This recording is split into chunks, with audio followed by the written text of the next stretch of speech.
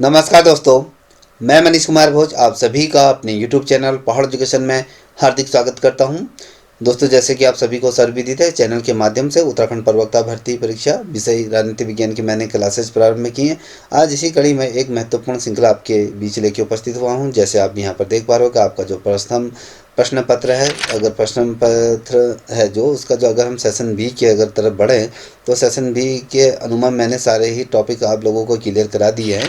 जैसे आप यहाँ पर देख पा रहे होगे, यूनिट फर्स्ट भी मैंने कंप्लीट करा दी है, सेकंड और 3, 4, 5, 6, 7 ये सारी चीज़ें करा दी है। एक महत्वपूर्ण जो टॉपिक है जो यहाँ से सरहदी रूप में जो क्वेश्चन पूछे जाएंगे आपके, तो ये आप यहाँ पर देख पा रहे होगे।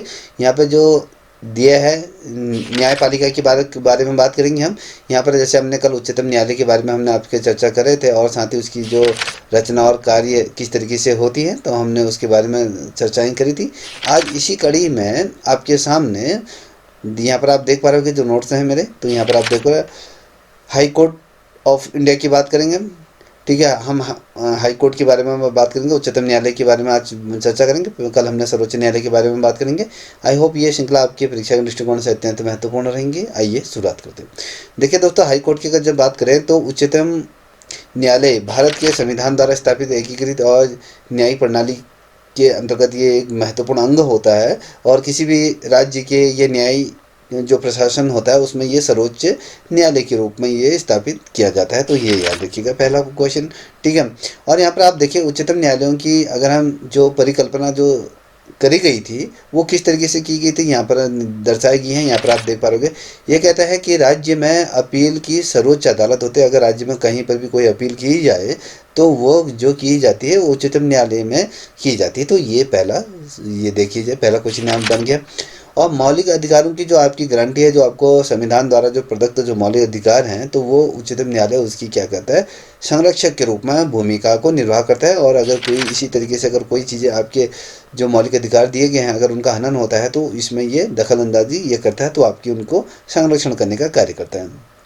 कहीं ना कहीं आज अगर उच्चतम न्यायालय की बात करते हैं तो ये आपके संरक्षक के रूप में होता है, जो भारत के संविधान के संरक्षक गार्जियन के रूप में भी इसे माना जाता है। और कहीं ना कहीं जो आप देखोगे उच्चतम न्यायालय की जब हम बात करेंगे तो ये जो है भारतीय संविधान की भी व्याख्या करता है। तो ये तमाम चीज़ें याद रखिएगा।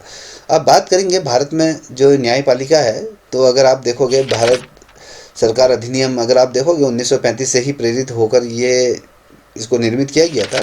तो भारत में वैसे तो मैंने कल आपको बताया था कि भारत के संविधान में 30 स्तरीय संरचना वाली एकल एकीकृत न्याय प्रणाली की स्थापना की गई है। तो आप सभी को पता है, अगर आप देखोगे अमेरिका से इस चीज़ को हमने अडॉप्ट किया था। तो यहाँ पर आप देखो 30 स्तरीय संरचना वाली क्या है, एकल एकीकृत ये न्याय प्रणाली के रूप में हमने स्थापित किया है। यहाँ पर आपके सर्वोच्च न्यायालय आ जाता है पहला। देखिए हम जो हमने तो कल ही बात करी थी सर्वोच्च न्यायालय के बारे में।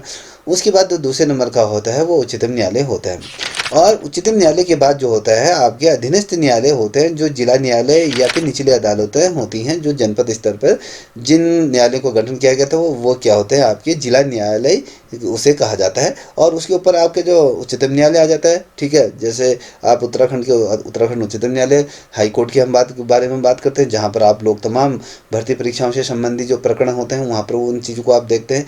ठीक है, तो न्यायालय की ये प्रणाली जो होती है वो पूरे केंद्र शासित प्रदेश या फिर केंद्र में और राज्य दोनों में ही ये कानून को क्या करती हैं, लागू करती हैं। तो ये याद रखिए। एक ये बेसिकली एकल प्रणाली क्यों कहा गया है, क्योंकि ये भारत में एक जैसी, पूरे भारत में एक जैसी न्याय प्रणाली होगी। तो इसीलिए एकल प्रणाली पूरे देश में केंद्र और राज्य दोनों में क्या होती है, कानून लागू करती हैं। तो ये इतना स्पष्ट हो गया होगा। ठीक है, अब बात करेंगे, यहाँ पर आप देख पा रहे हो कि उच्चतम न्यायालय से संबंधित कुछ संवैधानिक प्रावधान दिए गए हैं, तो उनको देखिएगा।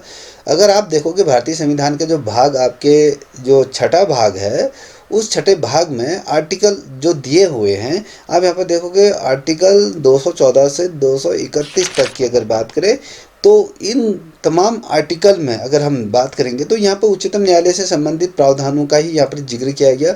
उनके बारे में विस्तार पूर्वक इसमें क्या किया गया है, बताया गया किस तरीके से भाग जो 6 है उसमें आपकी अगर देखोगे आर्टिकल 14 में क्या क्या है, 15 में क्या क्या है, 16 में क्या क्या। तो इसी तरीके से 231 तक की ये उच्चतम न्यायालय से संबंधित जो प्रावधानों की व्याख्या तमाम चीज़ें करती हैं।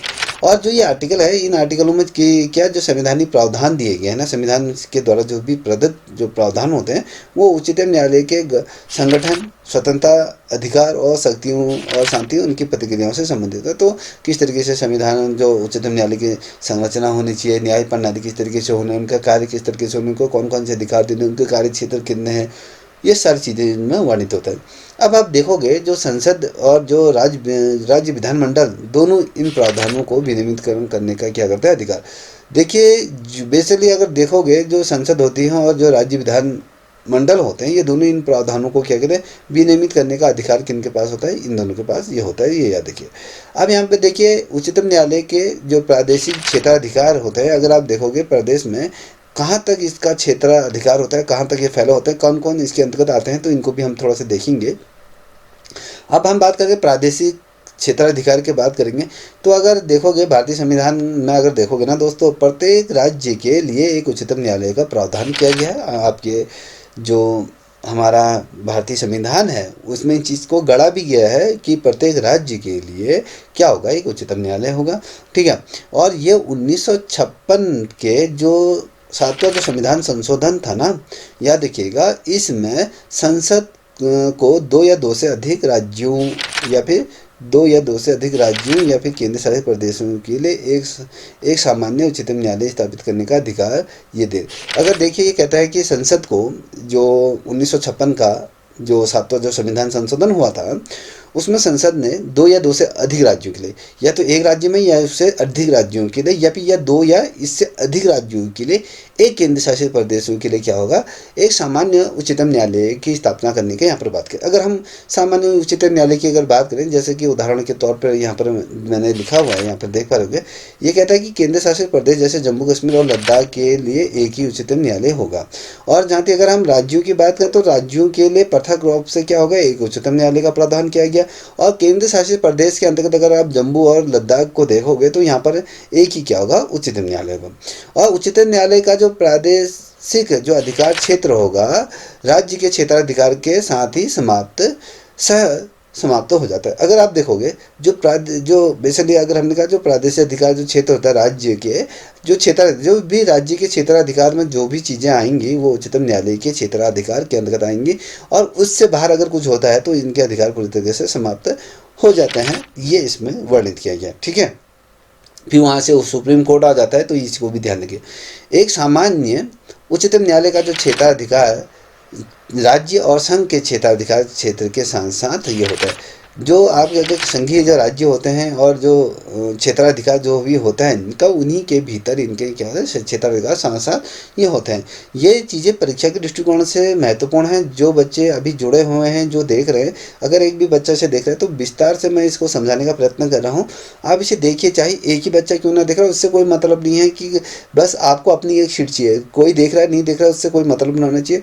आपको अपना भविष्य संवारना है, ना कि कोई दूसरे को देखे, ठीक है। तो जो भी देख रहा है उसे ध्यान से देखिएगा, ठीक है। ये मैं अपने अनुभव के माध्यम से कह रहा हूँ, ठीक है, क्योंकि जब मैंने परीक्षा दी थी तो मैं आपके टॉप 2 में था, तो याद रखिएगा मैं टॉप 2 के अंदर मैं था, तो याद रखिएगा मैं अपने अनुभवों के माध्यम से बता रहा हूँ, ठीक है, इतना ध्यान रखिएगा। अब यहाँ पर आप देखिए, संसद किसी उच्चतम न्यायालय के क्षेत्राधिकार को संघीय क्षेत्र तक बढ़ा सकती है। अगर संसद की अगर बात करें तो संसद किसी भी उच्चतम न्यायालय का जो क्षेत्राधिकार, पहले तो हमने कहा राज्य के साथ उसका समाप्त हो जाएगा। अब संसद को यह विशेषाधिकार होता है कि वो संघ के राज्य क्षेत्र तक को भी क्या कर सकता है, बढ़ा सकता है। अर्थात उच्चतम न्यायालय का भी क्षेत्र को भी संघीय क्षेत्र या राज्य के बाहर कर सकती है। तो ये किसके ऊपर डिपेंड करता है, ये संसद के ऊपर डिपेंड करता है। तो याद देखिएगा, आपको कच कच की आवाज़ आ रही होगी, ये जो कर्सर चल रहा है तो इसकी वजह से इससे होता है, ठीक है। अब यहाँ पर आप देख पा रहे हो कि उच्चतम न्यायालय के न्यायाधीशों की संरचना कैसे होती है। जैसे हमने सुप्रीम कोर्ट की अगर बात करें, उसी तरीके से यहाँ पर उच्चतम न्यायालय के हाई कोर्ट के जो न्यायाधीशों की जो संरचना के बारे में बात करेंगे, तो संविधान में उच्चतम न्यायालय की जो सदस्य संख्या होती है वो निश्चित नहीं की गई है, स्पष्ट नहीं की गई है, इसे राष्ट्रपति के विवेक पर छोड़ दिया है हमने। जैसे सुप्रीम कोर्ट के अगर हमने कहा कि भैया वहाँ पर आपने देखा होगा कि आपकी वहाँ पर एक पहले अगर आप देखोगे एक मुख्य न्यायाधीश होगा और उसके साथ 3 क्या हो गया अन्य न्यायाधीश होंगे। उसके बाद जो आया था 34 क्या होंगे टोटल होंगे जो उच्चतम न्यायालय में न्यायाधीशों की संख्या, उसमें एक मुख्य न्यायाधीश होगा और प्लस आपके 33 क्या होंगे न्यायाधीश होंगे, तो एक के साथ ये लेगा। वर्तमान की स्थिति है, पूर्व में ये था। अब अगर हम देखें तो अगर हम यहाँ पर अगर देखें ना दोस्तों, तो स्पष्ट रूप में हमें एक चीज़ ये देखने को मिल जाएगा कि हाँ, तो यहाँ पर आप देखोगे तो इस प्रकार से चीज़ें यहाँ पर स्पष्ट हो जाती है। अभी कॉल कर रहा हूँ। तो उच्चतम न्यायालय में न्यायाधीशों की संख्या ये क्या होता है, निश्चित नहीं की गया, ये किसी भी प्रकार के संविधान में इस चीज़ का उल्लेख नहीं किया गया। इसे राष्ट्रपति के विवेक पर छोड़ दिया कि हाँ यार राष्ट्रपति ही निर्धारित करे कितनी संख्या बढ़ानी है कितनी नहीं बढ़ानी, ये राष्ट्रपति के विवेक पर छोड़ दिया। इस प्रकार अगर आप देखोगे प्रत्येक उच्चतम न्यायालय में क्या होगा, एक मुख्य न्यायाधीश होगा, ये राष्ट्रपति द्वारा इसको निर्धारित किया जाता है, और अन्य न्यायाधीश यहाँ पर होंगे। ये आपके सुप्रीम कोर्ट में भी आपने देखा होगा। और अब अगर हाईकोर्ट में अगर बात करोगे तो यहाँ पर उच्चतम न्यायालय का एक मुख्य न्यायाधीश के रूप में नियुक्ति किया जाएगा, राष्ट्रपति द्वारा इसका निर्धारित किया जाएगा, और अन्य न्यायाधीश इसके अंदर रख देंगे। वहीं पर राष्ट्रपति उच्चतम न्यायालय के कार्यभार के आधार पर समाप्त समय समय पर, सॉरी इस चीज़ को थोड़ा सा ध्यान रखिएगा, थोड़ा आंखें कमज़ोर हो गई है। तो राष्ट्रपति उच्चतम न्यायालय के कार्यभार के आधार पर समय समय पर क्या करेंगे, उच्चतम न्यायालय की संख्या का निर्धारण करेंगे। जैसी स्थिति बनेगी तो उस आधार पर क्या होगा, उच्चतम न्यायालय के जो न्यायाधीश हैं या तो उनकी संख्या बढ़ाई जा सकती है, घटाई तो बिल्कुल भी नहीं जाएगी, या कम परिस्थितियाँ ऐसी देखने को मिलेंगी। अनुमान ये होता है कि न्यायाधीशों की वैसे भी संख्या कम है और दुनिया भर के जो केसेज हैं आज भी हाई कोर्टों में पेंडिंग है। तो ये जहाँ तक ये होता है कि इनकी संख्या का जो निर्धारण संख्या में बढ़ोतरी होती है, ये बेसिकली इन तमाम चीज़ों पर निर्भर करता है। ठीक है, आई होप आपको ये वीडियो अच्छी लग रही है। अगर अच्छी लग रही है तो प्लीज़ आपसे रिक्वेस्ट करूंगा कि इस चैनल को आप सब्सक्राइब करें। यहाँ पर आप देखोगे उच्चतम न्यायालय के न्यायाधीशों की नियुक्ति की अगर हम बात करें, हम किसकी बात करें, उच्चतम न्यायालय के न्यायाधीशों की। उच्चतम न्यायालय के जो न्यायाधीश हैं, जो न्यायाधीश होते हैं उच्चतम, अभी इसको देखिए, उच्च न्यायालय के मुख्य जो न्यायाधीश और अन्य न्यायाधीशों की नियुक्ति भारत के राष्ट्रपति द्वारा की जाती है, आप सभी को पता है। जैसे कि निम्नलिखित अनुभागों में देखा जा सकता है, जो नीचे मैं तमाम चीज़ें आपको दिखाऊंगा, यहाँ पर आप स्पष्ट तौर पे देख पाओगे। ये नोट से बना रखे, इसलिए आपको मैं ये सारी चीज़ें समझा रहा हूँ। ठीक है, अब यहाँ पर देखिए, उच्च न्यायालय के मुख्य न्यायाधीश की नियुक्ति की अगर मैं बात करूँ तो मुख्य न्यायाधीश की नियुक्ति कौन करेगा, राष्ट्रपति द्वारा संबंधित राज्य के राज्यपाल और साथ ही भारत के मुख्य जो न्यायाधीश के परामर्श से की जाएगी। अब एक चीज़ यहाँ पर ध्यान देने वाली बात है, जो उच्चतम न्यायालय के जो मुख्य न्यायाधीश की अगर नियुक्ति की जाएगी तो उसमें पहले जो महत्वपूर्ण भूमिका रहेगी वो मुख्य न्यायाधीश की रहेगी, और मुख्य न्यायाधीश की भूमिका तो रहेगी, और साथ ही उस राज्य के राज्यपाल क्या करेगा, उस व्यक्ति की सिफारिश किससे करेगा, आपके या फिर कहें जो मिलकर, अगर मुख्य न्यायाधीश और साथ ही और जो राज्यपाल है वो क्या करेंगे, उसकी सिफारिश या परामर्श या कहें विचार विमर्श करके राष्ट्रपति को करेंगे, तो राष्ट्रपति उसकी नियुक्ति करेगी। तो ये याद रखिए। अब यहाँ पर उच्चतम न्यायालय के अन्य न्यायाधीशों की नियुक्ति की, हमने तो यहाँ पर मुख्य न्यायाधीश के बारे में बात करें ना, कि उच्चतम न्यायालय के मुख्य न्यायाधीश के बारे में। अब हम कहेंगे जो अन्य जो न्यायाधीशों की नियुक्ति के संबंध में यहाँ पर मैं चर्चा कर रहा हूँ। तो यहाँ पर उच्चतम न्यायालय के जो अन्य न्यायाधीश की नियुक्ति भी राष्ट्रपति द्वारा कीजिए, राज्यपाल और भारत के जो मुख्य न्यायाधीश होते हैं CJI संबंधित क्या करेंगे, उच्चतम न्यायालय के मुख्य न्यायाधीश के परामर्श में। हम तो बात करें तो इसको भी थोड़ा सा समझने की बात समझिएगा, क्योंकि आप इतने विद्वत व्यक्ति हो ही, आप इन चीज़ों को समझते, तो फिर भी एक मेरा फर्ज बनता है। देखिए, जब उच्चतम न्यायालय के मुख्य न्यायाधीश की नियुक्ति करनी है तो वहाँ पर राज्यपाल और मुख्य न्यायाधीश के परामर्श से राष्ट्रपति उसकी नियुक्ति करेगी। अब जब अन्य न्यायाधीशों की नियुक्ति की बात आती है तो वहाँ पर क्या होगा, जो राष्ट्रपति द्वारा तो नियुक्ति की जाएगी, मगर भारत के मुख्य न्यायाधीश तथा और संबंधित उच्चतम न्यायालय के जो न्यायाधीश हैं, यहाँ पर आप यहाँ पर देखिए, यहाँ पर कहता है राष्ट्रपति द्वारा राज्यपाल, ये कहता है जो अन्य न्यायाधीश की नियुक्ति है राष्ट्रपति द्वारा राज्यपाल, राज्य के राज्यपाल और भारत के जो संबंधी जो CJI की जो मैंने बात करी, तो वहाँ पर वो मुख्य न्यायाधीश, यहाँ पर आप 3 लोग आ जाते हैं। पहले में क्या था, मुख्य न्यायाधीश की नियुक्ति में राज्यपाल और साथ ही आपके मुख्य न्यायाधीश होते थे CJI, तो वो उसके परामर्श से राष्ट्रपति उच्चतम न्यायालय के मुख्य न्यायाधीश की नियुक्ति करती थी। अब यहाँ पर अब जो अन्य न्यायाधीश की नियुक्ति होगी, जो मुख्य न्यायाधीश हैं और जो CJI हैं और राज्यपाल के परामर्श से क्या होंगी, राष्ट्रपति इनकी नियुक्ति करेगी। 2 या 2 से अधिक राज्यों के लिए एक ही उच्चतम न्यायालय के मामले में भारत के राष्ट्रपति द्वारा संबंधित राज्यों के राज्यपाल से परामर्श। अब क्या होता है, कहीं पर आपने, जैसे मैंने आपको यहाँ पर दिखाया था कि जैसे हमने यहाँ पर लद्दाख के बारे में बात करती है और साथ ही कश्मीर के बारे में बात करते हो, तो यहाँ पर क्या होता है, यहाँ पर दो राज्यों के लिए अगर हम बात करें तो एक ही उच्चतम न्यायालय होता है। तो जब दो राज्यों के साथ एक ही उच्चतम न्यायालय होता है, इस कंडीशन में क्या होता है, दोनों राज्यों के राज्यपाल से परामर्श कौन संबंधित परामर्श किया जाता है और भारत के राष्ट्रपति द्वारा सभी संबंधित जो ये इस कंडीशन में क्या होगा कि भारत के राष्ट्रपति दोनों राज्यों के राज्यपाल से परामर्श देती है। तो ये इस वजह से क्या होता है, दोनों राज्यों के एक ही उच्चतम न्यायालय का गठन के बारे में बात करें। अब यहाँ पर देखिए द्वितीय न्यायाधीश मामले की अगर बात करें, आपका मैंने कल भी कहा था साल 1993 के अनुसार अगर आप देखोगे भारत के मुख्य न्यायाधीश के साथ परामर्श जो अगर कहें सलाह मशवरा का जो अर्थ होता है सहमति या फिर मुख्य न्यायाधीश द्वारा दी गई सलाह पर राष्ट्रपति को बाध्यकारी। मुख्य न्यायाधीश जो CJI है वो क्या करेंगे, भारत के राष्ट्रपति को उसका नाम की परामर्श देंगे, उसकी सिफारिश करेंगे और राष्ट्रपति उसको बाध्य होगी कि उसकी बातों को मानने के लिए। और अगर हम तीसरे बिंदु पर चलें, तृतीय मामला जो होता है तो 1998 का मामला था। यहाँ पर क्या होता है कि भैया यहाँ पर जैसे राष्ट्रपति के मुख्य न्यायाधीश की सलाह पर क्या राष्ट्रपति को बाध्यकारी, तो यहाँ पर कुछ चीज़ें परिवर्तित हो जाएंगी। यहाँ पर देखिए भारत के मुख्य न्यायाधीश राष्ट्रपति को नाम की सिफारिश करने से पहले क्या होंगे, जो सर्वोच्च न्यायालय है, सुप्रीम कोर्ट की बात कर रहा हूँ, यहाँ पर उच्चतम न्यायालय की बात नहीं कर रहा हूँ, सुप्रीम कोर्ट के जो दो वरिष्ठम जो सबसे जो सीनियर मोस्ट सीनियर है, उम्र दराज जो सबसे उम्र में सबसे सीनियर जो न्यायाधीश होंगे, तो वो कॉलेजियम के सामने उसको परामर्श वो रखेंगे और वो परामर्श करना चाहिए, तो उसके बाद वो राष्ट्रपति को करना चाहिए। ठीक है, तो ये तमाम चीज़ें। अब भारत के मुख्य न्यायाधीश द्वारा कॉलेजियम से परामर्श किए बिना भी की गई सिफारिश पर क्या कहते हैं, जो राष्ट्रपति बाध्यकारी नहीं होगी। अगर मान लीजिए CJI अगर भारत के मुख्य न्यायाधीश ने अगर जो मैंने कहा ना कि जो उच्चतम न्यायालय के जो दो वरिष्ठम जो न्यायाधीश अगर उनसे परामर्श नहीं लिया है, कॉलेजियम से अगर परामर्श नहीं लिया, फिर भी उसके बाद वो क्या करते हैं, वो किसी व्यक्ति का नाम उच्चतम न्यायालय के मुख्य न्यायाधीश के रूप में अगर वो सिफारिश करते हैं, तो इस कंडीशन में राष्ट्रपति उसकी बातों को बाध्य नहीं है, वो उसके लिए बाध्य नहीं। पहले कंडीशन में ये जो 1993 में तो बाध्य थी, मगर 1998 में ये सारी चीज़ें चेंज हो जाती हैं। ठीक है, ये याद रखिए। अब यहाँ पर देखिए उच्चतम न्यायालय के न्यायाधीश की एक चीज़ और बताना चाहूँगा यहाँ पर। अगर मान लीजिए कि यहाँ पर ये पूछा जाता है कि न्यायाधीश मामले 1993 के अनुसार भारत के मुख्य न्यायाधीश द्वारा राष्ट्रपति को किसी का नाम की सिफारिश की जाती है कि राष्ट्रपति को बाध्य होगा, हाँ या ना, ये तमाम चीज़ें। तो ये चीज़ें को थोड़ा ध्यान रखिएगा, साल ये ध्यान रखिएगा 1993 और 1998 को ये ध्यान रखिएगा। ठीक है, अब हम बात करेंगे उच्चतम न्यायालय के जो न्यायाधीशों की अगर योग्यता की अगर बात करें, तो यहाँ पर उच्चतम न्यायालय के जो न्यायाधीश के रूप में नियुक्त होने वाले व्यक्ति की योग्यता क्या होनी चाहिए। ठीक है, अब हम यहाँ पर देखिए कि पहले तो सबसे पहले तो भारत का नागरिक होना चाहिए और उसे ऐसा करना चाहिए कि उसे भारत के किसी भी राज्य क्षेत्र में 10 वर्ष तक क्या करना चाहिए, न्यायाधीश के पद पर कार्य होना चाहिए।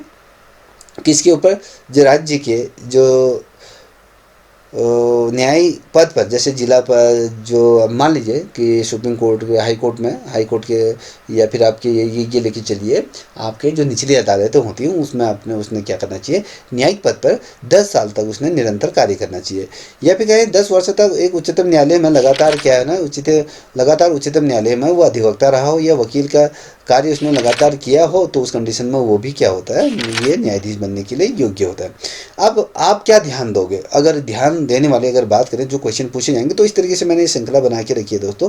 तो ध्यान देने योग्य बात है कि सर्वोच्च न्यायालय के विपरीत अगर हम देखें, जो सर्वोच्च न्यायालय जो हम सुप्रीम कोर्ट की बात करें उसके विपरीत अगर हम देखें, तो उसके उलट अगर हम देखें, संविधान में किसी प्रतिष्ठित अधिवक्ता को उच्चतम न्यायालय के न्यायाधीश के रूप में नियुक्ति करने का कोई भी प्रावधान नहीं दिया गया।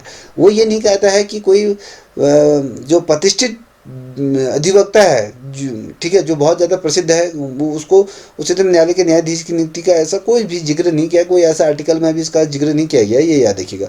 अब यहाँ पर देखिए संविधान द्वारा उच्चतम न्यायालय के न्यायाधीश के रूप में नियुक्ति के लिए कोई भी न्यूनतम आयु निर्धारित नहीं की भैया कि आपके जो 34 साल होनी चाहिए, 35 साल होनी चाहिए, 65 वर्ष होनी चाहिए, इस तरह से कोई भी उम्र सीमा यहाँ पर तय नहीं की गई है। तो ये पहले याद रखिए। उच्चतम न्यायालय के न्यायाधीशों की शपथ प्रतिज्ञान कौन कराता है, क्या वो शपथ लेते हैं? कल हमने सर्वोच्च न्यायालय के बारे में बात करते हैं, वहाँ पर भी मैंने आपको बताया था। अगर जिन बच्चों ने देखा तो उनको लगा होगा कि कुछ हमने पढ़ा है। अगर इस श्रृंखला को भी देखोगे तो इससे संबंधित, उच्चतम न्यायालय से संबंधित जो भी प्रश्न आएंगे तो मुझे नहीं लगता कि आप उनको गिव अप करके आओगे, उनको करके ही आओगे, ठीक है। तो यहाँ पर आप देखिए, मुख्य न्यायाधीश और उच्चतम न्यायालय के न्यायाधीश राज्य के राज्यपाल या फिर उसके द्वारा क्या किया जाता है, उनके प्रायोजन से नियुक्त किसी व्यक्ति के समक्ष क्या लेते हैं, वो शपथ लेते हैं, प्रतिज्ञान लेते हैं। तो यह देखिए, अब क्या शपथ लेते हैं, थोड़ा इसको ध्यान देखिए।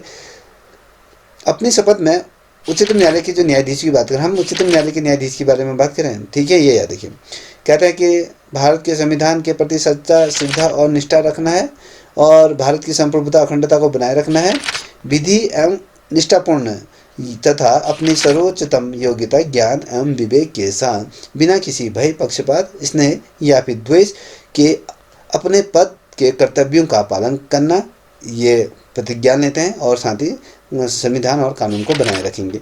तो ये तमाम चीज़ें इसमें ली जाती हैं। अब देखिए, जो भी ये न्यायाधीश, जो अन्य न्यायाधीश जो नियुक्त होते हैं, उनका वेतन भत्ता कहाँ से निकलता है, क्या क्या होता है, क्या क्या उनको मिलता है, तो यहाँ पर देख लीजिए।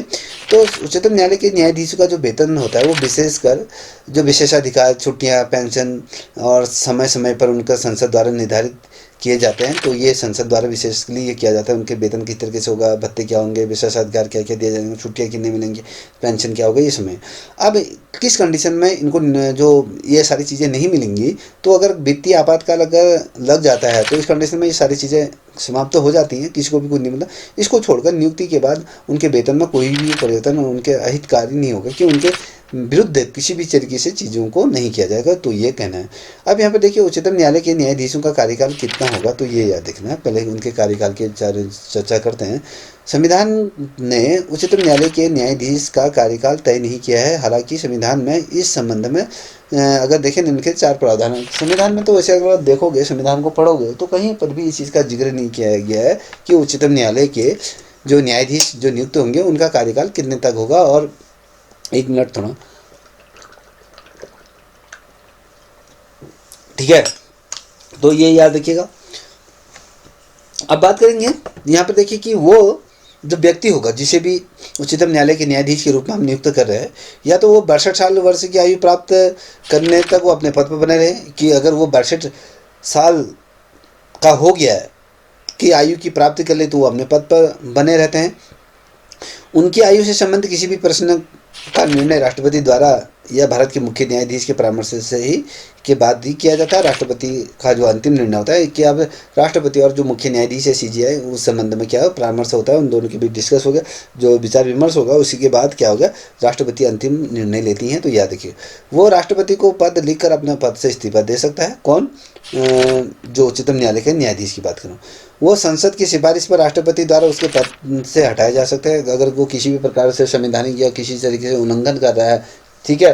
तो या वो लगता है कि वो जो न्यायिक प्रणाली में सही तरीके से कार्य नहीं कर रहा है, तो उस कंडीशन में क्या होगा, संसद सिफारिश करेगी कि राष्ट्रपति को उसके पद से हटाने के। अभी आपने देखा होगा, बीच में एक दिल्ली में एक जज था, अभी उनका नाम मुझे याद नहीं आ रहा, शायद आपने न्यूज़ में देखा, जिसके घर में करोड़ों रुपये जल गए थे, बोरे से बोरे उनके कमरे में वो नोटों के बंडल जले हुए थे, अरबों रुपया उनके पास था, कैश वो भी। तो उस संबंध में अब महाभियोग की वो कार्रवाई संसद द्वारा की गई थी, और अगर वो सारी चीज़ें निचले अदालत में, लोकसभा में वो चीज़ें हुई थी, तो बाद में महाभियोग का प्रस्ताव किया गया था, फिर डिले हो गया था, ठीक है। तो ये तमाम चीज़ें, जब वह सर्वोच्च न्यायालय का न्यायाधीश नियुक्त होता है या भी किसी अन्य न्याय की स्थानांतरण हो जाता है, तो वो अपना पद छोड़ सकता है। वो कहता है कि जब वह सर्वोच्च न्यायालय में, जब उच्चतम न्यायालय का जो न्यायाधीश होता है उसकी बात कर रहे हैं, वो क्या करता है, जब वो सर्वोच्च न्यायालय का न्यायाधीश के रूप में नियुक्त हो जाता है या फिर किसी उच्चतम न्यायालय में स्थानांतरण हो जाता है, तो वो अपना पद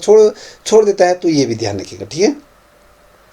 उच्चतम न्यायालय के न्यायाधीशों को हटाना, किस तरीके से हटाया जाना है, तो यह देखिएगा, उच्चतम न्यायालय के न्यायाधीशों को राष्ट्रपति के आदेश से उसके पद से हटाया जा सकता है, या फिर निम्नलिखित दो आधार होते हैं, 2 आधारों से हटाया जाता है। उसके दुर्व्यवहार कैसा किया गया है, वो उस पद के लिए योग्य है या नहीं है, तो इन तमाम चीज़ों से हटाया जाता है।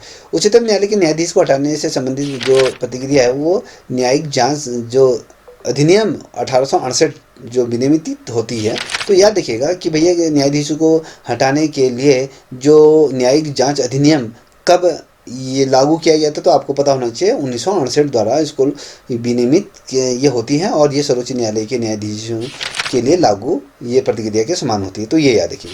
अब यहाँ पर देखिए अधिनियम के अनुसार हटाने की प्रतिक्रिया किस तरीके से होती है 1968 के आधार पर कहते हैं। तो लोकसभा के मामले में अगर हम देखें, तो अगर लोकसभा में अगर ये प्रकरण चला गया तो 100 सदस्यों का हस्ताक्षर होने चाहिए और उसी कंडीशन में अगर देखो 50 सदस्य आपके लोग राज्यसभा के होने चाहिए और हस्ताक्षर पर जो उनके निष्कासन पर कि भैया इस व्यक्ति को उसके पद से हटाया जाए, तो लोकसभा के 100 और राज्यसभा के 50 सदस्यों का इसमें हस्तांतरण और जो अध्यक्ष और सभापति को ये दिया जाना होता है, ठीक है। और सभापति और जो अध्यक्ष है उसके प्रस्ताव को स्वीकार करते हैं या फिर उसे स्वीकार करने से इनकार करते हैं, तो ये उनके ऊपर डिपेंड करता है।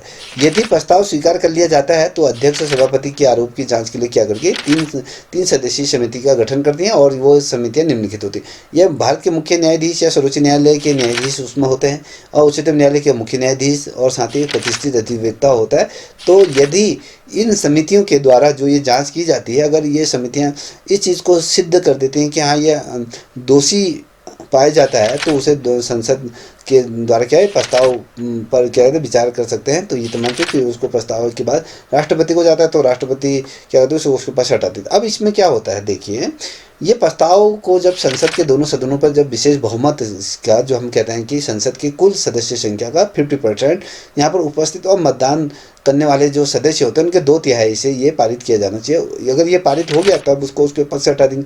हमने कहा तो पहले जो मतदान क्या होगा, जो सदस्य संख्या 50% होनी चाहिए प्लस आपकी जो उपस्थित जो लोग हैं और मतदान करने वाले सदस्यों के 2/3 होने चाहिए, 2/3 ये क्या होना चाहिए। इस तिहाई पर आपका अगर ये पारित हो गया तो उसको उसके पास हटाए। तो संसद के दोनों सदनों पर अगर पारित होने के बाद क्या है, न्यायाधीश को हटाने के लिए राष्ट्रपति एक क्या प्रस्ताव प्रस्तुत करती हैं और अंततः में अगर देखोगे राष्ट्रपति अध्यादेश जारी करेंगे और उसको उसके पास से हटा दिया जाएगा, ठीक है। अब इस कंडीशन में एक नोट है, इसको ध्यान में अभी देखोगे उच्चतम न्यायालय के किसी भी न्यायाधीश पर अभी महाभियोग नहीं चलाया गया है। अभी जो चल रहा था आपने देखा होगा, तो वो अभी तक नहीं चलाया गया है, तो याद देखिएगा। तो यहाँ पर उच्चतम न्यायालय के न्यायाधीशों का हस्तांतरण किस तरीके से किया जाता है, तो यहाँ पर आप देख पाओगे, ठीक है।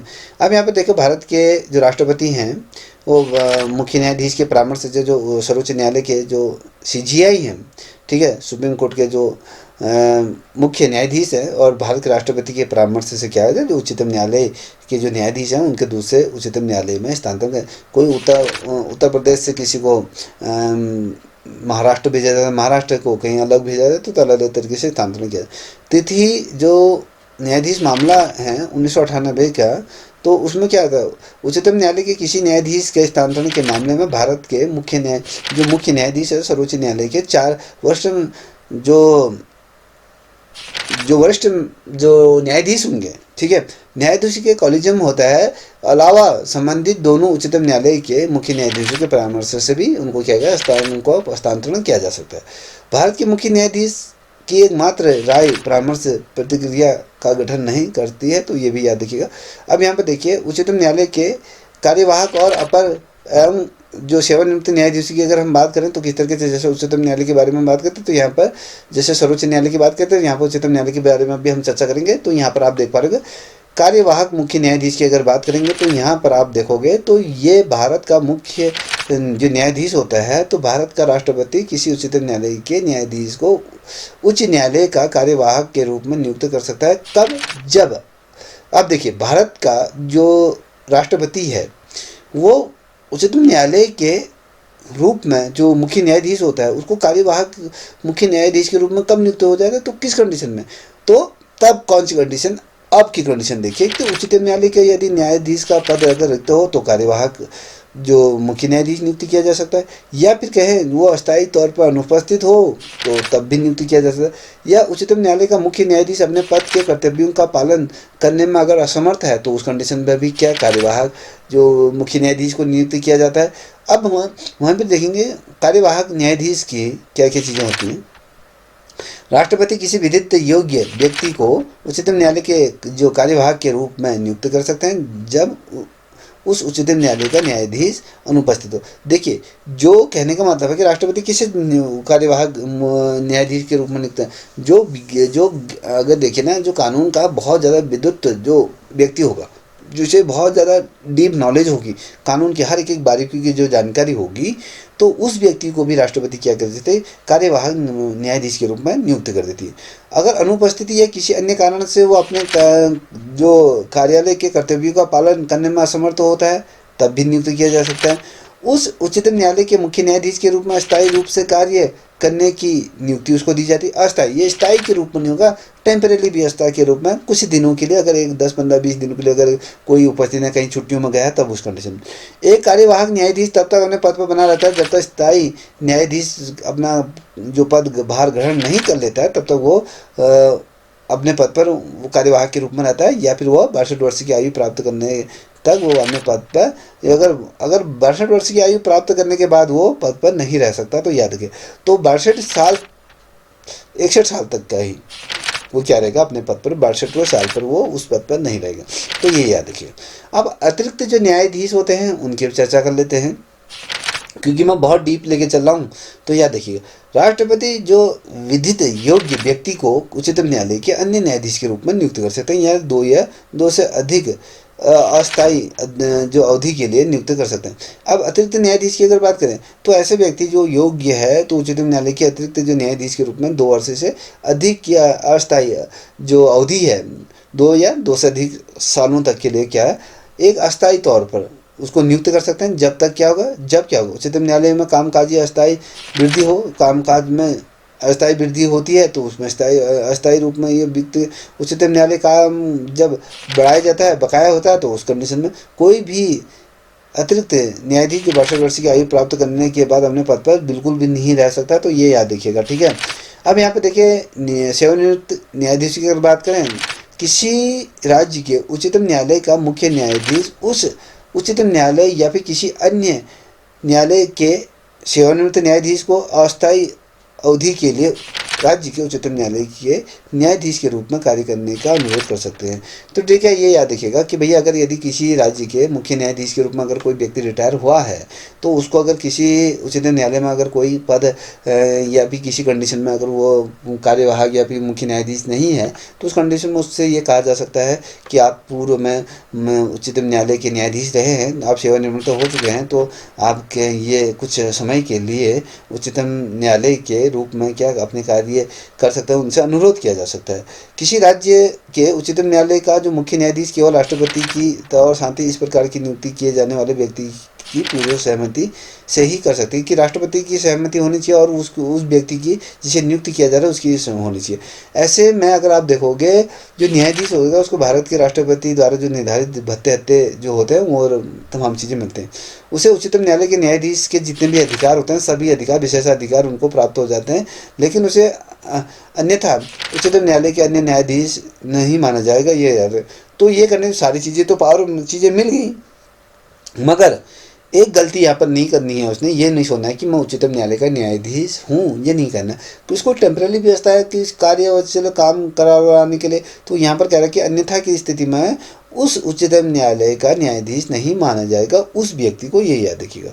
अब हम यहाँ पर आप देख पा रहे होंगे, कह रहा है कि उच्चतम न्यायालय का जो क्षेत्राधिकार और शक्तियों की अगर हम बात करें तो कितना होता है, तो उसको भी थोड़ा सा हम समझने का प्रयत्न करेंगे, ठीक है। अभी बहुत है, ठीक है। यहाँ पर आप देख पा रहे होंगे दोस्तों, तो अगर हम देखें तो उच्चतम संविधान में उच्चतम न्यायालय का जो क्षेत्राधिकार जो शक्तियाँ हैं उसके बारे में विस्तृत जानकारी हमें कोई भी प्रावधान ऐसे नहीं दिखे कि उच्चतम न्यायालय का जो क्षेत्राधिकार कितना होगा, उसकी शक्तियाँ कितनी होंगी। इसमें केवल प्रावधान दिए गए हैं, और उच्चतम न्यायालय का जो अधिकार क्षेत्र और जो शक्तियाँ संविधान लागू होने से ठीक पहले की तरह ही रहेंगी, और साथ ही राजस्व मामले, रीट है या अधिकार हैं या अधीक्षण शक्तियाँ हों, ये परामर्शिक जैसी कुछ प्रावधान भी इसमें सम्मिलित। अब उच्चतम न्यायालय के अगर मैं कहूँ वर्तमान जो क्षेत्राधिकार और शक्तियाँ कई स्रोतों द्वारा निर्धारित की जाती हैं, जैसे कि किन किन स्रोतों द्वारा इसके क्षेत्राधिकारों की जो शक्तियों को निर्धारित किया जाता है, नियंत्रण किया जाता है, नियंत्रित होती हैं, जैसे संवैधानिक प्रावधान हो गया, पत्र पेमेंट हो गया, संसद के अधिनियम होते हैं, और राज्य विधानमंडल के अधिनियम होते हैं, भारतीय दंड संहिता 1960 हो गया, दंड प्रतिक्रिया 1973 हो गया, और सिविल प्रतिक्रिया जो संहिता है 1908। ये उच्चतम न्यायालय के जो व्यापक क्षेत्राधिकार और शक्तियों को निम्नलिखित श्रेणी में क्या करते हैं, विभाजित कर देती हैं। तो ये इतना ध्यान रखिए, ये इसके क्षेत्राधिकार के अंतर्गत आती हैं, तो ये भी बेसिकली इसको भी ध्यान मनन करिए। अब यहाँ पर देखिए कि मूल न्यायिक न्याय अधिकार क्या होता है? उच्चतम न्यायालय के जो आरंभिक जो अधिकार क्षेत्र है, अर्थात अगर हम बात करें जो विवाद होते हैं अपील के माध्यम से नहीं बल्कि उनके प्राथमिकतः उन्हें सुनने की शक्ति निम्नलिखित होती है कि भैया उच्चतम न्यायालय के जो क्षेत्र जो अगर बेसिकली अगर हम बात करें जो उसका आरंभिक जो अधिकार क्षेत्र होता है जो विवादों को जो अपील के माध्यम से नहीं सुना जाए, किसी भी जो विवाद है उनको अपील के माध्यम से नहीं बल्कि जो प्रथमतः उन्हें सुनने की शक्ति निम्नलिखित तौर पर उनको दी जाती है। जैसे संसद और राज्य विधानमंडलों के सदस्यों के अगर चुनाव से संबंधित कोई विवाद हो गया तो उन्हें प्राथमिकतः सुना जाएगा। राजस्व मामले या राजस्व के आदेश में किए गए कार्यों से संबंधित उनको भी सुना जाएगा। नागरिकों के मामलों के अधिकारों का प्रवर्तन होता है और साथ ही संविधान की व्याख्या से संबंधित मामला जो अधीनस्थ न्यायालय से अपने यहाँ हस्तांतरण करने का आदेश भी ये जारी कर सकते हैं। और चार उच्चतम न्यायालय या जैसे कोलकाता, यहाँ पर देखिए चार उच्चतम न्यायालय कौन कौन है? कोलकाता, मुंबई, मद्रास, दिल्ली। और उच्चतम न्यायालयों को क्या कहते हैं? उच्चतर श्रेणियों की श्रेणी में सिविल क्षेत्राधिकार ये प्राप्त होता है बेसिकली इन चार उच्चतम न्यायालयों की अगर हम बात करें। ठीक है, अब यहाँ पर रीट क्षेत्राधिकार क्या होता है ये भी ध्यान रखिएगा। ये कहता है, कल भी मैंने आपको बताया था कि भारतीय संविधान के जो आर्टिकल 226 के अनुसार देखोगे 226 का जो आर्टिकल है उसमें क्या कहा गया है उसके आधार पर अगर देखोगे तो उच्चतम न्यायालय को मौलिक अधिकारों और किसी भी सामान्य कानूनी अधिकार के परिवर्तन के लिए रीट जारी करने का अधिकार होगा। आपके जो मौलिक अधिकार हैं या किसी सामान्य कानूनी अधिकार के परिवर्तन में अगर उसको परिवर्तन किया जाता है तो वो रीट जारी करने का अधिकार किसका होता है? ये उच्चतम न्यायालय का होता है। ठीक है, तो उच्चतम न्यायालय का जो रीट क्षेत्राधिकार अन्य नहीं है अगर बात करें जो बल्कि सर्वोच्च न्यायालय के रीट क्षेत्राधिकार के समवर्ती है। ये याद रखिएगा, थोड़ा सा ये समझने वाली बात है यहाँ पर। अब बात करेंगे यहाँ पर इसका अर्थ क्या होता है जो अभी मैंने बोला आपको। जब किसी नागरिक के मौलिक अधिकारों का अगर उल्लंघन होता है तो जो पीड़ित पक्ष है उसके पास सीधे उच्चतम न्यायालय या सर्वोच्च न्यायालय जाने का विकल्प होता है। ये क्या होता है? रीट क्षेत्राधिकार जो होता है इसे कहा जाता है, ये याद रखिएगा। ठीक है, अगर आपके मौलिक अधिकारों का हनन हो रहा है तो आप उससे पीड़ित हैं तो आपके अधिकारों का उल्लंघन किया जा रहा है तो आप क्या होता है सीधे उच्चतम न्यायालय जा सकते हैं और सर्वोच्च न्यायालय जाने का अधिकार क्षेत्र ये होता है। हालांकि उच्चतम न्यायालय का जो रीट क्षेत्राधिकार सर्वोच्च न्यायालय की तुलना में व्यापक होता है। जितना उच्चतम न्यायालय का जो रीट अधिकार होता है वो सर्वोच्च न्यायालय की तुलना में बहुत ज़्यादा व्यापक तौर से इसको सुना जाता है, ये कहा। जबकि सर्वोच्च न्यायालय केवल मौलिक अधिकारों के परिवर्तन की रीट जारी कर सकता है। कौन? सर्वोच्च न्यायालय की बात करें, सर्वोच्च न्यायालय कौन सी रीट जारी करेगा? जो आपके मौलिक अधिकारों के जो परिवर्तन के लिए रीट जारी करेगा। और वहीं दूसरी ओर देखोगे जो उच्चतम न्यायालय है वो मौलिक अधिकारों के साथ साथ किसी अन्य सामान्य जो कानूनी जो परिवर्तनों की रीट के लिए भी वो जारी कर सकता है। देखिए सर्वोच्च न्यायालय क्या करेगा? आपके मौलिक अधिकारों से संबंधित रीट जारी करेगा, मगर वहीं दूसरी ओर उच्चतम न्यायालय को अगर देखोगे तो उच्चतम न्यायालय क्या करेगा? आपका जो मौलिक अधिकार है उसके साथ साथ आपके जो कानूनी सामान्य कानूनी जो अधिकार क्षेत्र हैं तो उनमें भी रीट जारी कर सकता है। अब अपील जो क्षेत्राधिकार होता है वो क्या हो उसको भी थोड़ा समझिएगा। उच्चतम न्यायालय मुख्य रूप से अगर देखोगे तो एक अपील न्यायालय है। उच्चतम न्यायालय मुख्य रूप से अगर आप देखोगे तो एक अपीली न्यायालय के रूप में ये स्थापित किया गया है। राज्य के क्षेत्राधिकार की अगर हम बात करें क्षेत्र में कार्यरत अधीनस्थ जो न्यायालयों के निर्णय के विरुद्ध अपील सुनवाई करता है और सर्वोच्च न्यायालय की अपील जो क्षेत्राधिकारों को निम्नलिखित दो शीर्षों के अंतर्गत उसे वर्गीकृत किया जाता है। तो एक होता है जो सिविल मामले होते हैं, उन सिविल मामलों की अपील होती है। उच्चतम न्यायालय का सिविल जो अपीला क्षेत्राधिकार इस प्रकार होता है। उच्चतम न्यायालय अतिरिक्त जिला न्यायालयों की अगर बात करें जो अधीनस्थ न्यायालयों के आदेशों और निर्णयों के विरुद्ध प्रथम अपील विधि और तदर्थ दोनों पर सीधे क्या करते हैं उच्चतम न्यायालय में ये की जाती है, तो ये ध्यान रखिएगा। और वहीं आप देखोगे जिला न्यायालय या अन्य न्यायाधीश उच्चतम न्यायालय के आदेशों के निर्णयों के विरुद्ध द्वितीय अपील भी कर सकते हैं। केवल वो विधि प्रश्नों से संबंधित जो मामले आएंगे उन्हीं पर करते हैं और तदर्थ प्रश्नों से संबंधित कोई भी रीट यहाँ पर जारी नहीं करेंगे सिविल मामलों पर। यहाँ पर देखोगे तो उच्चतम न्यायालय की अगर बात कुछ उच्चतम न्यायालय अंतः न्यायालय की अपील का भी प्रावधान उनके भीतर होता है, तो ये याद रखिएगा। इसके बाद क्या होता है जब उच्चतम न्यायालय के एकल न्यायाधीशों ने किसी मामले पर अगर निर्णय दे देते हैं तो ऐसे निर्णयों के विरुद्ध भी क्या करते थे, उच्चतम न्यायालय खंड पीठ में वो जा सकती। तो ये याद रखिए, प्रशासनिक और जो न्यायिक प्रकरणों का निर्णयों के विरुद्ध अपील राज्य उच्चतम जो खंडपीठ द्वारा की जाती है। तो ये याद रखिए। उसी तरीके से अगर आप देखोगे जो आपराधिक मामलों की अपील होती है, यदि किसी को 7 साल से अधिक की कारावास की गई हो, ठीक है, हम किसकी बात करें, जो आपराधिक मामलों की अपील की बात करें, यदि किसी व्यक्ति को अगर देखा जाए तो 7 साल से अधिक की अगर कारावास है तो वो न्याय सत्र में या अतिरिक्त पत्र या अतिरिक्त जो सत्र होता है उस सत्र में न्यायालयों के निर्णय के विरुद्ध ये उच्च न्यायालयों में अपील की जा सकती है। तो याद रखिएगा, वो भी अपने ऊपर न्यायालय में क्या कर सकते हैं, डबल बेंच जिसे हम कहते हैं, तो वहाँ पर भी वो क्या कहते हैं, विरुद्ध अपील उच्चतम न्यायालय में की जा सकती है। ये याद रखिए। अब यहाँ पर देखिए, उच्चतम न्यायालय में अगर हम कहें, न्यायालय में यहाँ पर सत्र न्यायालय या अतिरिक्त जो सत्र न्यायालय द्वारा अगर मृत्युदंड या की जो सजा को निष्पादित करने से पहले उच्चतम न्यायालय द्वारा पुष्टि की जानी चाहिए कि चाहे वो दोषी व्यक्ति द्वारा अपील की क्यों ना गए हो, तो उसमें भी विचार विमर्श किया जाएगा, है नहीं है यह। अब परिप्रेक्षी जो क्षेत्राधिकार होता है वो क्या होता है, तो ये क्या होता है, ये उच्चतम न्यायालय को अपने जो क्षेत्रीय अधिकार में कार्यरत सभी न्यायालयों और न्यायाधिकरणों और अधिकरण अधिकार होता है, और जो जैसे सिवाय जो जिनमें सैन्य मामले होते हैं, सैन्य न्यायालय होते हैं, उनको छोड़कर, ये भी ध्यान रखिए।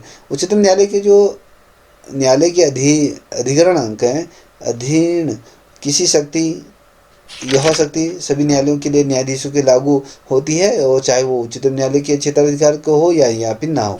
तो ये याद रखिएगा। इसमें अगर आप देखोगे उच्चतम न्यायालय के जो परिवेशी जो अधिकार क्षेत्र से संबंधित कुछ बिंदु ध्यान में रखिएगा। इसमें क्या होता है, केवल प्रशासनिक जो अधीक्षण बल्कि न्यायिक अधीक्षण भी इसमें शामिल होते हैं। ये पुनः परीक्षण अधिकार क्षेत्र होता है, यह स्वतः प्रेरणा से होता है और आवश्यक नहीं है कि किसी के पक्ष में आवेदन हो। तो ये तमाम चीज़ें ध्यान रखिएगा। अब यहाँ पर देखिए, अधीनस्थ न्यायालयों के निर्णय जो होते हैं उच्चतम न्यायालय में, उच्चतम न्यायालय के पास अगर देखें, जो अधीनस्थ जो न्यायालयों पर जो प्रशासनिक नियंत्रण और अन्य शक्तियों से संबंधित कुछ चीज़ें इसमें सम्मिलित होते हैं। तो ये सारी चीज़ें उसमें आ जाती हैं, जैसे कि यहाँ पर दिखा देता हूँ आपको कि जिला न्यायाधीशों द्वारा नियुक्ति, पदस्थापना या पदोन्नति, या फिर न्यायिक सेवाओं की नियुक्ति, या जिला न्यायाधीशों के अलावा अन्य मामले राज्यपाल द्वारा परामर्श के लिए जाते हैं, या फिर कहें जो राज्य की न्यायिक जो सेवा सदस्य जो जिला न्यायाधीश को अगर छोड़ दिया जाए, जो जिलों पर जो नहीं होते हैं उनकी नियुक्ति, पदोन्नति, छुट्टी स्थानांतरण से संबंधित, ठीक है। तो ये तमाम चीज़ें इसके अंदर है। इस कानून के क्षेत्राधिकार में अगर देखो कि कार्यरत सभी अधीनस्थ न्यायालयों को उनकी प्रकार की बाध्यकारी है, और इस प्रकार सर्वोच्च न्यायालय द्वारा घोषित कानून भारत के सभी न्यायालयों के लिए क्या है, बाध्यकारी। अब यहाँ पर देखें, रिकॉर्ड की एक अदालत होती है अभिलेख न्यायालय के रूप में। उच्चतम न्यायालय के पास निम्नलिखित शक्तियाँ होती हैं। रिकॉर्ड की एक अदालत होती है। इसमें क्या होता है, ये देखिए, सर्वोच्च न्यायालय के निर्णय, कार्यवाहियाँ सच, स्थायी स्मृति या गवाही की रिकॉर्ड की जाती है। ये अभिलेखों को साक्ष्य के रूप में क्या है, मूल्यवान माना जाता है। किसी भी अन्य न्यायालय के समक्ष प्रस्तुत किया जाता है, उन पर सवाल नहीं किया जाता। अगर पूर्व में कोई डिसीजन दिया गया तो उनको फॉलो किया जाता है, उस पर किसी भी प्रकार का प्रश्न नहीं उठाता। इस प्रकार जो कानूनी मिसाल या फिर कानूनी संदर्भ के रूप में उनको मान्यता दी जाती है कि पूर्व में ये चीज़ें हुई थी। तो अगर ये सारी चीज़ें अगर कोई भी कहा जाता है ना कि पूर्व के जो केशवानंद भारती का मामला हो या 1993 का हो, या कोई भी ऐसे वाद होते हैं जो पूर्व में जो डिसीजन दिए गए उसकी बिहाफ में उन डिसीजनों को भी दिया जा सकता है, तो उसमें किसी भी प्रकार की टीका टिप्पणी नहीं की जा सकती। तो कहने का मतलब भी है, इसमें न केवल स्वयं की अवमानना के लिए बल्कि जो अधीनस्थ न्यायालयों की अवमानना के लिए भी दंड देने की व्यापक शक्ति का प्रावधान दिया गया। हालांकि उच्चतम न्यायालय के किसी ये कह रहा है कि उच्च न्यायालय किसी अधीनस्थ न्यायालय से संबंधित कथित रूप से की गई अवमानना का संज्ञान नहीं लेगा। यहाँ ऐसे अवमानना भारतीय दंड संहिता जो 1860 के अंतर्गत दंडनीय अपराध के रूप में होता है। अपने स्वयं निर्णय, आदेश या फैसलों की समीक्षा करने या उसे सुधारने की शक्ति ये भी होती है। ये देखिए, ध्यान देने वाली योग्य बात यह है कि जब किसी संविधान के सर्वोच्च न्यायालय को पुनरीक्षण की शक्ति जब प्रदान हो जाती है ना दोस्तों, तो संविधान ने उच्चतम न्यायालय की पुनरीक्षण की जो ऐसी विशिष्ट शक्ति प्रदान नहीं की गई है, तो ये भी याद रखिए। अब यहाँ पर देखिए न्यायिक समीक्षा की शक्ति, अगर हम बात करें किस तरीके से न्यायिक समीक्षा की जाती है, तो उच्चतम न्यायालय की केंद्र और राज्य सरकारों के विधि कृतियों का जो कार्यकारी आदेशों की संवैधानिक जांच करने की शक्ति के संदर्भ में ये बात करता है। यदि जांच में पता चल जाता है कि संवैधानिक चीज़ों का उल्लंघन हो रहा है, तो उच्चतम न्यायालय द्वारा जो अवैध, अवैधानिक, जो अमान्य घोषित कर दिया जाता है, उन तमाम चीज़ों को तो याद रखिए। अब यहाँ पर देखिए उच्चतम न्यायालय की स्वतंत्रता संविधान ने, अगर आप देखोगे, उच्चतम न्यायालय की स्वतंत्रता निष्पक्ष काम काज की सुरक्षा और सुनिश्चित करने के लिए कुछ निम्नलिखित प्रावधान है कि कहते हैं कि किस तरीके से उच्चतम न्यायालय की स्वतंत्रता होनी चाहिए। उनको किसी के अधीन नियुक्ति के तरीका किस तरीके से होना है, जो न्यायाधीशों की नियुक्ति राष्ट्रपति और न्यायपालिका की जो सदस्यों की परामर्श से सुनिश्चित किया गया, और उनका जो राजनीति या फिर व्यवहारिक विचारधारा पर उनको बिल्कुल भी नियुक्त नहीं किया जा सकता है। यहाँ पर राज्य जो कार्यकाल की सुरक्षा है, उच्चतम न्यायालय की जो न्यायाधीशों की कार्यकाल की जो सुरक्षा उनको दी गई है, राष्ट्रपति द्वारा जो संविधान में वर्णित जो तरीके हैं उनके आधार पर उनको हटाया जा सकता है, वैसे किसी भी तरीके से उनको नहीं हटाया जा सकता है। अब यहाँ पर निश्चित जो सेवा शर्तें होते हैं कि उच्चतम न्यायालय के जो न्यायाधीशों की सेवा शर्तें, नियुक्ति और वित्तीय आपातकाल को छोड़कर उनके अहित कोई भी चीज़ें नहीं की जाएंगी। और संचित निधि से उनका ही क्या होगा, वेतन भत्ते, तमाम चीज़ें जो राज्य विधानमंडल या संसद द्वारा किए जाते हैं, तो वो चीज़ें मिलते रहेंगी। यहाँ पर नोट करने वाली बात है कि उच्चतम न्यायालय के न्यायाधीशों की पेंशन भारत की जो संचित निधि पर डाली गई है और राज्य की संचित निधि पे नहीं है। तो ये भारत की जो संचित निधि है, तो वहाँ से उच्चतम न्यायालय के न्यायाधीशों की क्या होगी, पेंशन इत्यादि निकलेगी, ठीक है, और राज्य से नहीं निकलेगी। यहाँ पे संसदीय हस्तक्षेप पर प्रतिबंध है। अपने कर्तव्य की निर्वाह या उच्चतम न्यायालय के न्यायाधीशों का आचरण संसद या राज्य विधानसभा में चर्चा नहीं की जा सकती, सिवाय जब तक संसद में महाभियोग। अगर ये लेके चले कि किसी भी प्रकार के डिसीजन ना राज्यसभा में की जा सकते हैं, ना लोकसभा में, ना राज्य विधानमंडल में, किसी भी प्रकार कोई भी चर्चा नहीं होगी। अगर किसी भी चीज़ों को अगर किया जाना, जब महाभियोग का प्रस्ताव होगा तब भी उन पर चीज़ें चर्चाएँ होंगी।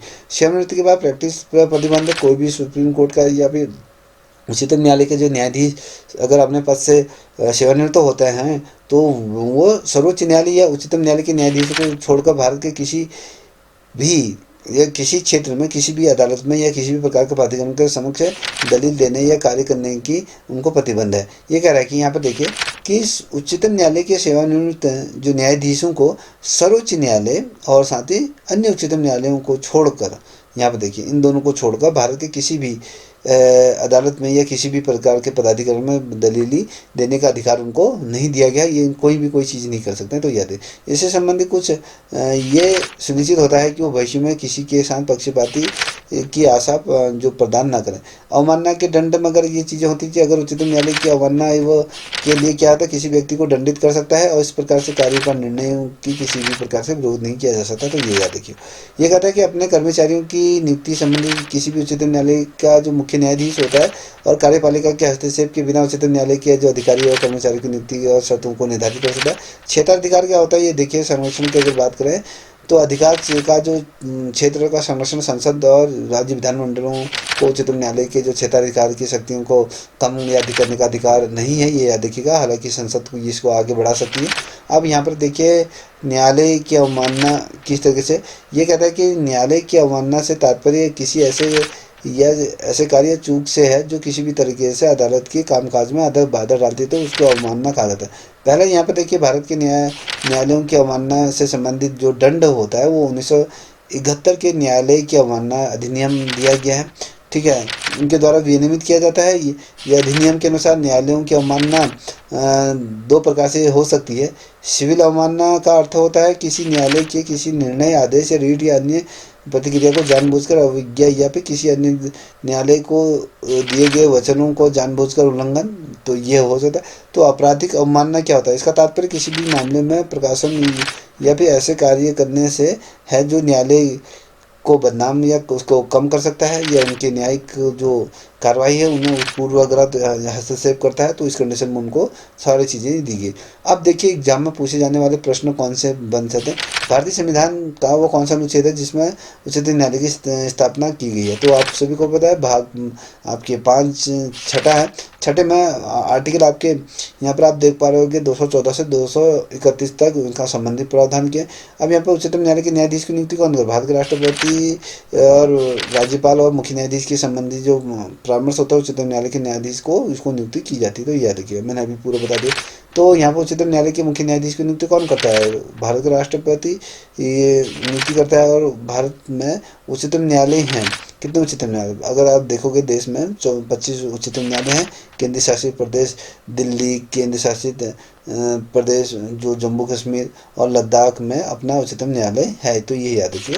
ओवरऑल ये जो उच्चतम न्यायालय से संबंधित चीज़ें मैंने आपके सामने रख दी हैं। अब उसके बाद जो हम देखेंगे ना दोस्तों, यहाँ पर आप देखोगे अगले वीडियो में जो लाऊंगा वो न्यायिक समीक्षा है। तो यहाँ पर न्यायिक समीक्षा पे जो आपका टॉपिक दिया है यहाँ पर आप देख पा रहे होगे, यहाँ पर स्पष्ट तौर पर दिए गए, यहाँ पर दिया है कि यहाँ पर देखिए न्यायिक पुनर्लोकन जो हम समीक्षा को बोलते हैं उसी को ही बोलते हैं। न्यायिक सक्रियता, जनहित याचिका, ये मुद्दे। तो बेसिकली अगर जो न्यायिक समीक्षा है इसी को ही कहा जाता है जो मैंने यहाँ पे।